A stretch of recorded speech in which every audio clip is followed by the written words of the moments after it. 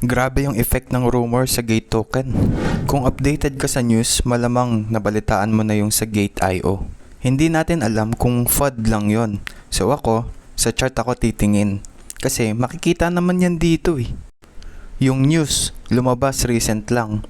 Pero kung alam mo yung concept ng support and resistance, simula pa lang ng month of May, kita mo naman na nagbabasag ng support. I-plot ko lang muna yung mga support ha. O yan. Ang daming support na binasag. Kapag nakita mo yan, early sign na yan na hindi maganda yung galaw ng coin. And then, na-release na yung news. Kaya nag-crash. If you have the right knowledge, pwede ka pa mauna sa news. Ang daming trader sa buong mundo. Majority niyan nakatingin sa price ng chart.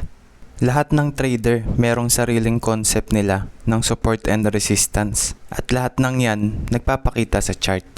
Sa tingin mo ba, useful ang support and resistance? Comment mo dyan sa baba. Pa-like na rin ang video kung trip mo.